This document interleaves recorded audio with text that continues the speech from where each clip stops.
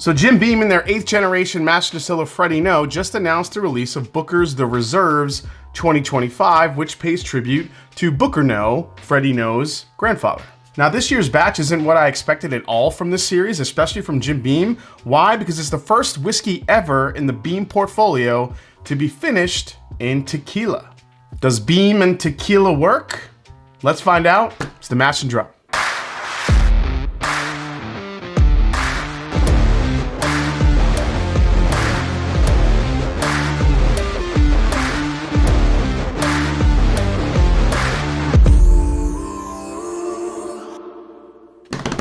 What's up, folks? I'm Jason C. from the Mash and Drum, and welcome back to the show. Like the video, subscribe to the channel, and thanks for all the support. This week we have, I think, 3 videos you'll be seeing, including this one. Also have the new Maker's Mark 2025 Cellar Age, as well as the Remus Repeal 9 from Ross and Squibb. So those should be pretty fun to review. So, all right, let's get into this bottle.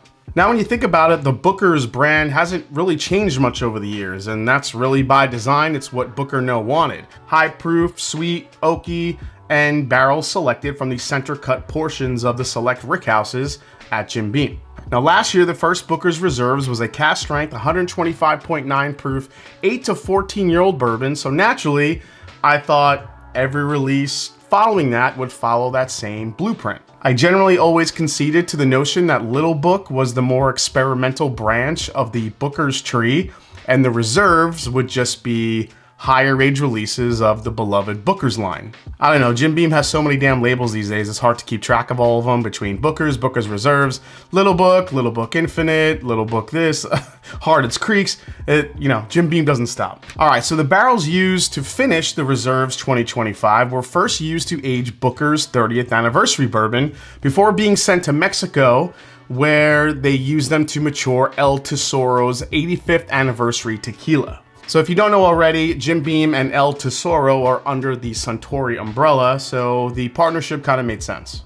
So those barrels were then returned to Kentucky, where Freddie No selected them to finish this new release. So Booker's The Reserves 2025 comes in at 123.3 proof. It was aged 8 years, 10 months, and 11 days. No mention of how much of that aging was in the tequila casks. Suggested retail price for this one, $129.99. All right, so first I'm gonna get this poured. Now, like most Bookers, this has a really beautiful color to it, nice and dark. Now, I am far from a tequila or even an agave aficionado, but from the folks that I've talked to that really do like tequila, El Tesoro seems to be a very good, or just considered a very solid brand. They use a combination of crushed agave, copper pot stills, and most importantly, no additives. Apparently, a lot of tequila has a lot of added sugar, color to it. El Tesoro is not about that. It's a little bit more of an old school methodology, which I think everyone can appreciate, even if you're not a tequila fan. All right, so to help me along with this, I actually do have a bottle of El Tesoro with me. This is what it looks like. So what I'm gonna do is, this is a Reposado. I'm gonna pour a little bit of this just so I can get a little bit of a feel for the agave and see if I'm finding any of this in the Booker's Reserves. So first I just wanna smell the El Tesoro. So this is a Reposado, which means rested. So this rested in bourbon cask for, a small amount of time. I don't remember what the time frame was. If you know, let me know down in the comments. All right, so it's very light, it's very sweet. It's very floral. I get a lot of botanical type notes here. Almost gin-like, but not quite gin, if that makes sense. Definitely get some light caramel, a little bit of honey here too. Nothing too crazy, it smells very sweet. I'm tempted to take a sip of this, but I don't think I want to yet. Maybe I will at the end and see if I like it. All right, I think I got that locked in. Let me see if now we get this on the nose. So let's dive into the nose on the new Booker's Reserves. See what we get. I think I do get a little bit of the agave coming off the nose here. It doesn't smell like a typical Booker's. I'm getting that nuttiness, but it's definitely a sweeter layer of flavor here to me. Yeah, there's definitely influence. For whatever reason, I'm definitely getting a more of a floral aspect. You get floral notes sometimes in bourbon. I don't remember ever getting it in a Beam, so I feel like there is something going on here with the tequila, as much as of a tequila novice as I am. But, I'm just being honest with you guys. But here, I think it does. It smells like a more floral Booker's. You get your caramels, you get your vanillas, you kind of have that nice oak note. A little bit of that nuttiness is there. That beam profile is there, but I do feel like there's a little bit of a floral honey component right there on the back end. Yeah, and it's just coming off lighter. So, I don't know. See how this tastes. Here we go, guys. Cheers.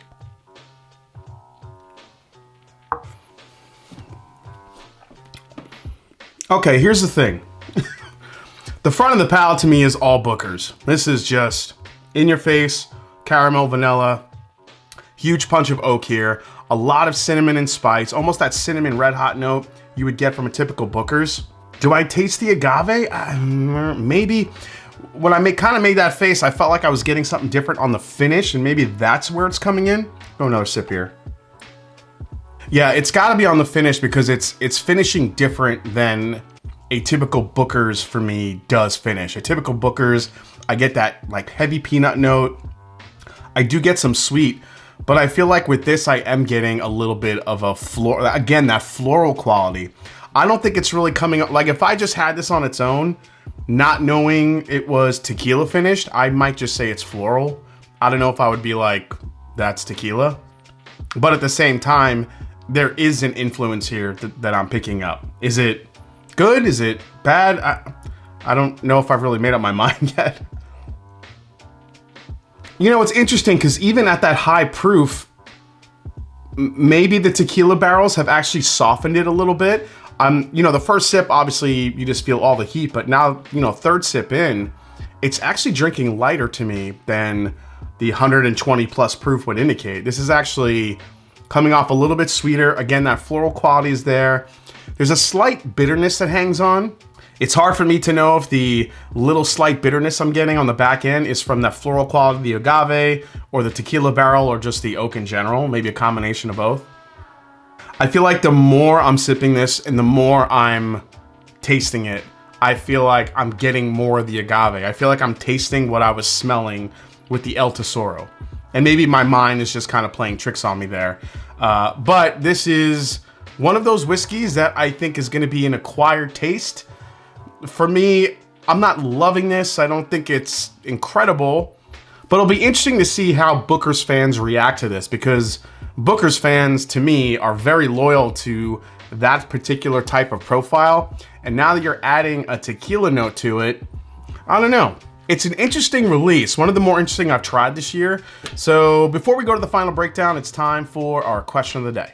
All right, so today's question of the day comes from the Black Bourbon family, Jason and Brandy. Guys, thank you so much for leaving the question of the day. So they ask, with so many bottles in your collection, how do you decide what you will drink any given day? And which bottle or bottles do you forget you have sometimes that you really enjoy? Cheers. Great question from Jason and Brandy. Guys, if you haven't subscribed to them, please do. Love those two. So this actually brings up another question that I get all the time. So I'm gonna try to kill two birds with one stone here. I think a lot of people assume that with so many bottles in the collection, all the whiskey that, you know, I acquire, or even any reviewer acquires, you know, how much do you drink during the week? Do you drink every day? How can you not? You have so much stuff. You know, for me, as I get older, you know, I'm 48 years old. I'm on the cusp of 50 here. And for me, you know, moderation and health is very important. So what I try to do is actually not drink too much during the week. So I obviously have my set live streams on Wednesday nights where I do most of my drinking for the week on that one night.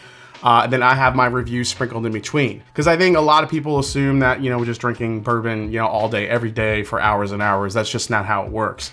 I think it's a lot easier to do that when you're younger, but it gets a little bit harder to keep up with that as you get older. But the part of the question I really like when they ask which bottles you forget that you have sometimes that you really enjoy, it was actually a Smoke Wagon Uncut Unfiltered. It's a brand I haven't revisited in a long time, but I actually grabbed a recent blend of the Smoke Wagon Uncut Unfiltered.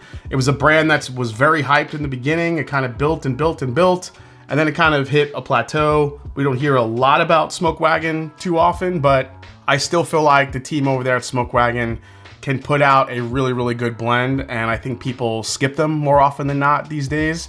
But it was a great blend. I wish I remembered what blend it was, what batch number it was, but yeah, that's a bottle I recently kind of tried again and rediscovered.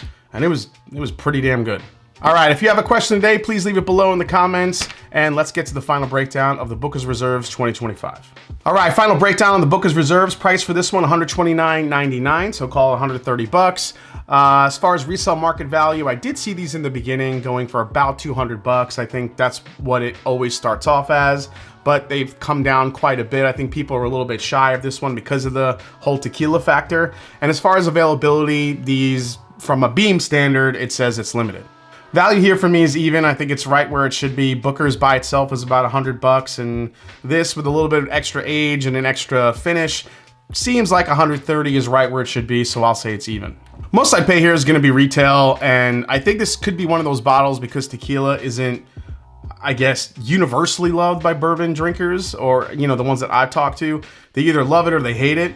And because of that polarizing effect, maybe this is one of those bottles that sits on the shelf for a little while and goes on sale down the line. So, you know, even though I'd only pay retail for it, I think there's a part of me that would maybe grab this if it was a little bit cheaper. As far as alternatives, this one's a little bit tricky. I mean, you could just say regular Booker's. You could just get a regular Booker's that's, you know, $30 to $40 cheaper than this one is, if it still has those flavors that you know and love. But as far as tequila finishes, Woodinville makes a tequila finish, but you have to like the Woodinville distillate, and then you have Blood Oath. Blood Oath's latest release here in 2025. On top of that, there's craft distillers, smaller distillers that have done some tequila finishes out there.